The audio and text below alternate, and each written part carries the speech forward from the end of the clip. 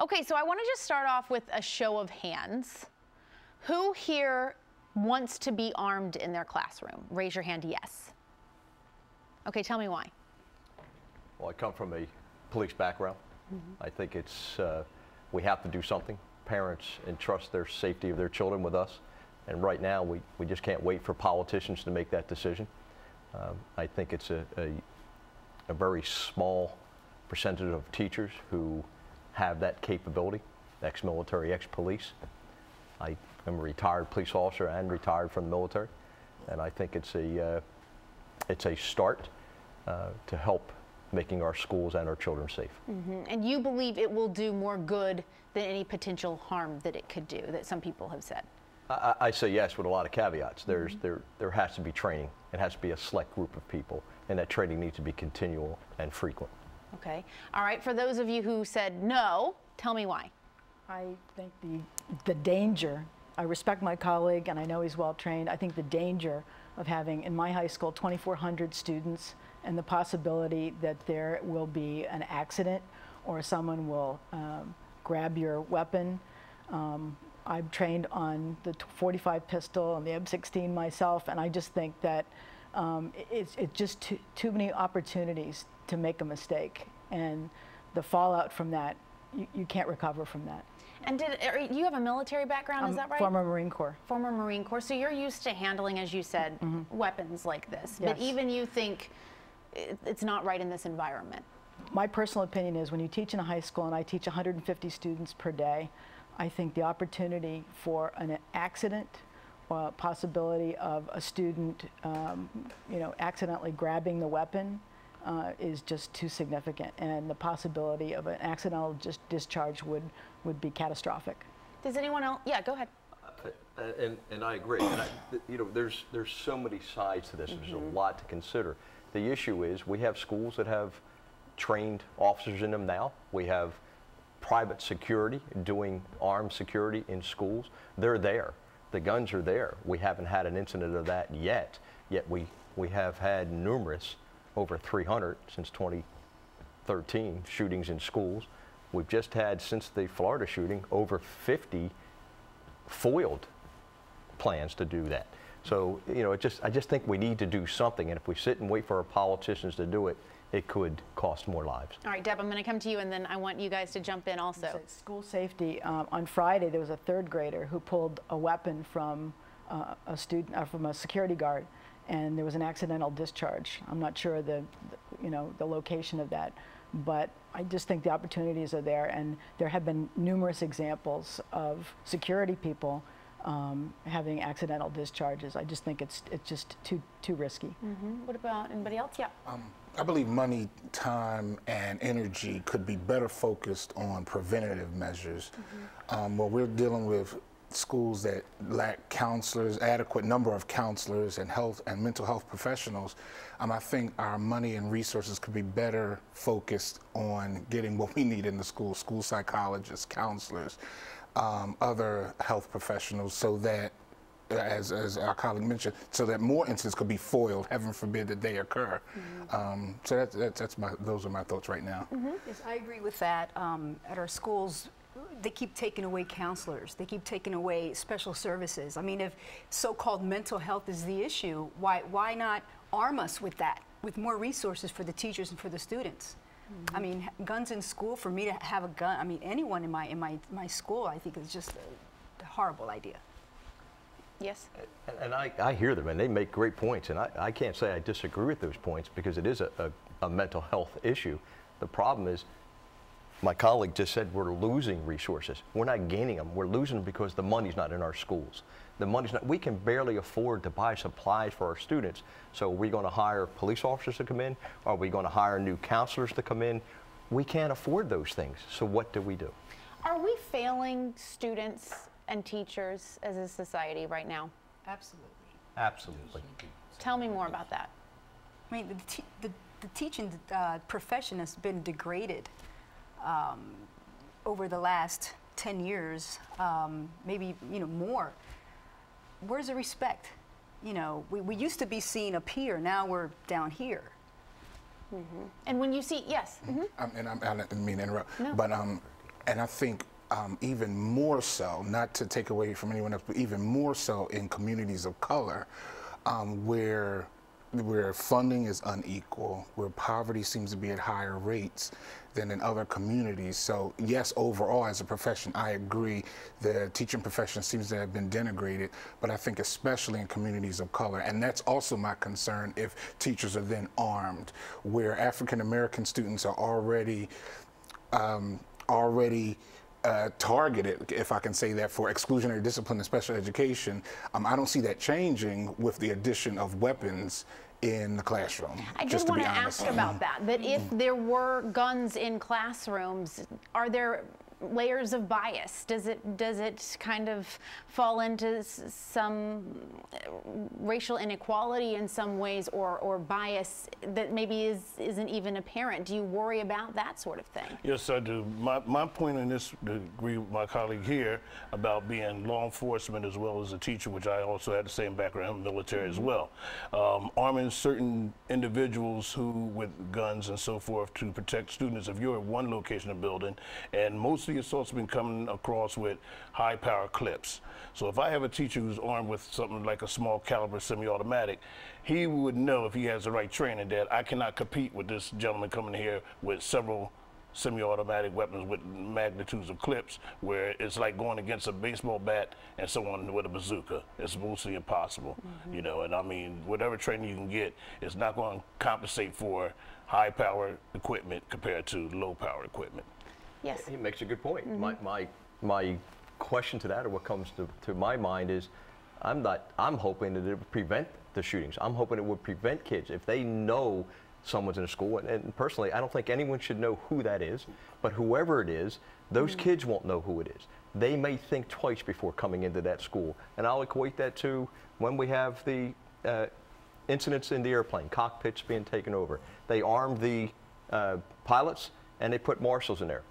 We haven't had one since. I just think they're deterrents. I'm not saying it's a cure-all. We have a lot of things to correct in our schools, not just here in Pennsylvania, but across this great nation of ours. We need to correct. We need to get the respect back in our classrooms. Our teachers need to get that respect back. But I'm looking at what can we do now and hopefully slow this down, slow this process down, slow these senseless killings in our schools, because the answers aren't out there. They're just not there. You're saying, I'm coming to you next. Yes, sir. Well, the idea that the perpetrator is thinking about this, that's the part, like the idea that, you know, if he's going to think that if there's somebody in the building who has a gun, that's going to deter them. I don't think these perpetrators are actually thinking that far in advance. They're doing this as an act of violence, as an act like, you know, this isn't something that's thought out and planned out for months and months and months ahead. You know, things happen, somebody snaps, somebody comes in, and that's a lot of these. I'm not saying that there aren't some that are planned out, but, you know, so that doesn't matter whether they think there's somebody in there or not. You know, I can know that there's a police officer at, you know, certain stoplights, but that doesn't mean that I'm not going to, you know, drive a little over the speed limit every now and then. It's the same idea. Yes. What's irritating to me is that it's a quick and easy solution, I think, for a very complicated problem. And I agree with my colleague that we need to do something, but I think the problem has been framed incorrectly. We've been talking about mostly before today that this is a gun control problem. And I think we have to look at this as a school safety problem. And I think nobody can be against school safety, but we haven't looked holistically at what we need to do to implement school safety in the classroom. And my other colleague here had talked about counselors. There are so many schools around here where we don't have any counselors or any emotional support counselors. We need to look at that. We need to look at beefing up the building itself. I think there's just a number of things we need to do before we start arming teachers. Do you all feel safe in your schools? Raise your hand, yes? Yeah, I feel safe in my school. Yeah. Are you fearful of something like this happening? I mean, does this ever go through your mind, or do you kind of try to keep it out here a little bit? I mean, could it happen? Yes. I mean, there's 150,000 high schools in the United States. So statistically, I'm a math teacher. I think of the statistics. Is it likely going to happen at my school? No. But could it? Yeah, we think about it. Particularly when, you've had an incident, of violence of some kind, or that there's been, every school has fights. Every school has, incidents that happen. So when there is something that happens in your building, you might think that could be an impetus for something to happen later. But on a general day-to-day basis, yes, I feel very safe in my school. Yes. Mm-hmm. I also feel very safe in my school, and I think there are times, even as safe as I feel, that you sort of are aware of your situation, you're aware of what might be going on around you, and you might think, what if something happened right now, what would I do? What would my first steps be? Who could I bring with me to help? Where would I go? Even with all the training that you have, you kind of think about these scenarios, and it takes away from probably what you should be doing at that moment. You may miss some of your normal teaching responsibilities because you're thinking about something that you really shouldn't be thinking about, shouldn't have to think about. And I think arming teachers may have that same effect, that you may have students who fear the gun itself. No matter how well trained that teacher may be, the fear that there is a gun present may distract the students from what they should be doing. And not that the fear of an armed intruder doesn't already do that, but I think fear of having teachers also having weapons may take away from students' ability to focus on what they need to focus on. And go ahead. I'm just going to say, when I don't obsess over the fact that it's a possibility that something may happen in my class, but I'm on the second floor of a building. Tactically, maybe from my military background, I looked at what's the egress out of that classroom. And so I've told kids for years, there's a window right there in the back of the room. If something happens, we're going out the window onto this ledge, which is above the main office, and hopefully we'll get down from there. So I think, at least I myself have thought about this, because we run drills, and I'm sure some of my colleagues you here. You guys all run drills? We run drills, and we practice what to do. And so when my kids saw the pictures from Parkland, they said, Mrs. Siamaka, that looks like my high school. And that's not to say that we're not a safe high school, but it looks like their high school. Mm-hmm. And so I think there's a worry out there from the kids. And you're tasked with educating children and shaping their worldview and helping them process information and understand it. How do you begin to start explaining this situation to these kids who look to you as people with answers, who look to you with as people they can trust? Mm-hmm. I open up objectively and just ask for their general thoughts and opinions about what's going on. I try not to infuse my bias, and they do have a lot of opinions. I just did a social media poll just to see what their thoughts were on whether or not Philadelphia teachers should be armed. And more of them said yes than I thought would say. And so it was a mixture of parents and former students and current students. And if I remember correctly, 47% said no and 53% said, no, the opposite. 47% said yes and 53% of those who responded said no. So I was actually surprised, but I try to be as objective as possible and just allow them to speak freely. Kind of talk through it. And what I'm hearing from you all is this is a very nuanced discussion, that there's no cure-all, no matter what the answer may be, that it's many layers of things. And we don't live in a society that does well with nuance. It's hard to have these kinds of conversations. Just, we don't typically, as the news media, get this much time to sit with you and ask you these questions. So with that in mind, we take what you've said about arming teachers. We take what you've said about counselors. What else can be done right now in a holistic way to kind of start to fix this from the inside out, do you think? Add more security instead of taking them away. Mm-hmm. Last year we had 5 security officers in our school. Now we're down to 2. Wow. Really? Yes. And we have about 600 students. We only have 1 counselor for about 600 students. We don't even have a social services program in our school.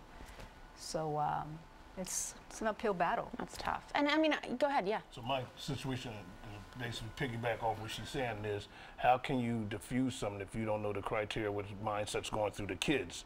You know, you have social workers who are not there, psychologists not there to talk to these children and find out what's going on at home, such as the young man down in Florida, what's happening in your life. And some kids are at liberty to speak to you at times, but then some kids shy away before repercussions, peer pressure, and so forth from there. So how deep do the sociologists go into the situation, and how much do the kids give, or how much their peers talk, hey, John has a gun, Roy has a gun, you know, they give that information. And most kids are mostly closed mouth about that situation, as it showed in Florida. Right, right. Anybody else? I think if we're going to look at it holistically, let's talk about the elephant in the room, which is the assault weapon, which the kids down in Florida are saying we should get rid of. If you've seen the article from the ER physician who took care of those kids, the AR-15 obliterated their organs. And I think that as part of this entire discussion of what we're going to do, I think that we have to talk about that. And when we talk about school safety, it can't just be the school. It has to be looking at the weapon, because even if we have safety people in the school, they're outmanned and outgunned by an AR-15. That's always the talk when these tragedies occur. It's the weapons, it's the weapons.